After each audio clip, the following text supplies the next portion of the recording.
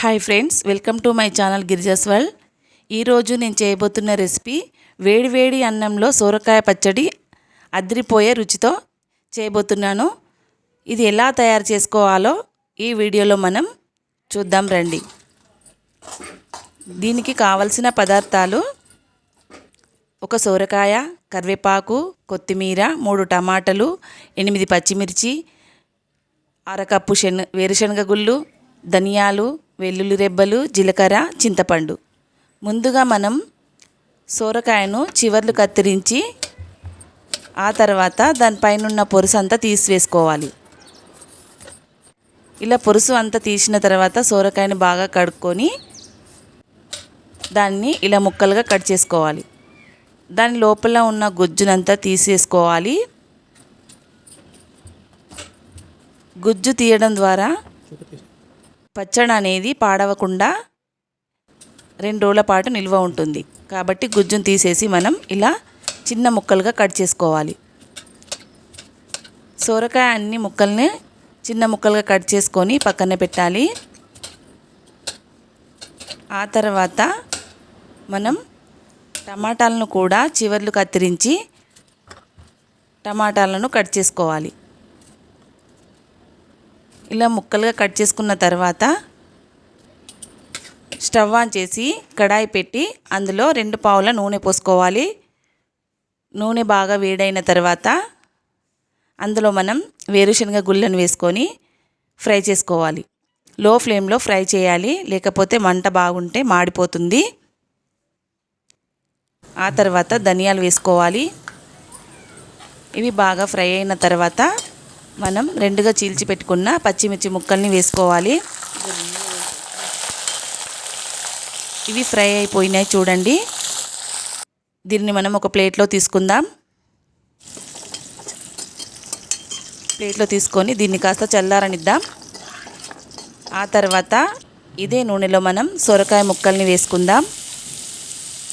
దీనిని కూడా 2 నిమిషాల పాటు ఫ్రై చేయాలి.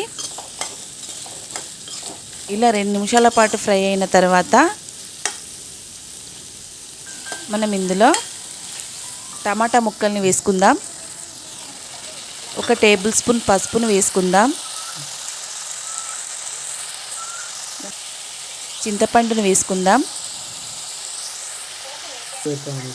పచ్చడికి సరిపడా ఉప్పును వేసుకుందాం. వీటన్నిటినీ బాగా కలుపుకొని మూత పెట్టేసి దీనిని 3 నిమిషాల పాటు ఉడకనిద్దాం. అంతలోపు మనం ఈ చల్లారిన వేరుశనగలను, పచ్చిమిర్చిని మిక్సీ జార్లో వేసి దీనిని మనం మిక్సీ పట్టుకుందాం. అందులో 8 వెల్లుల్లి రెబ్బలు, జీలకర్ర వేసుకొని దీనిని మరీ మెత్తగా కాకుండా కాస్త బరుసుగా ఉండేటట్టు మిక్సీ పట్టుకోవాలి. చూడండి, చూపిస్తున్నాను నేను. ఈ విధంగా మిక్సీ పట్టాలి. ఆ తర్వాత ఇవి ఉడికిపోయిన సొరకాయ ముక్క, టమాటా ముక్కలు ఉన్నాయి కదా, ఇవి కాస్త చల్లారాక ఇవి కూడా మనం మిక్సీ జార్లో వేసుకుందాం. ఇది వేసుకున్న దీన్ని కూడా బాగా మెత్తగా కాకుండా దీన్ని కూడా కాస్త మనం కచ్చాపచ్చగా పట్టుకుంటే తినేటప్పుడు మనకు పళ్ళకు తాకుతుంటే అద్భుతమైన రుచి వస్తుంది. దీన్ని పోపుకు సిద్ధం చేస్తున్నాను. ఒక గిన్నె పెట్టి అందులో 2 పావుల నూనె పోసుకుందాం. శనగపప్పును వేసుకుందాం. జీలకర్ర, ఆవాలు, ఎండుమిర్చి, కరివేపాకు, 4-5 కచ్చపచ్చ దంచిన వెల్లుల్లి రెబ్బలు వేసుకుందాం. చూడండి, ఇది బాగా ఫ్రై అయిపోయిన తర్వాత దీనిని మనం పచ్చడిలో కలుపుకుందాం. ఇది వేడివేడి అన్నంలోకి ఎంతో అద్దిరిపోయే రుచితో చాలా బాగుంటుంది.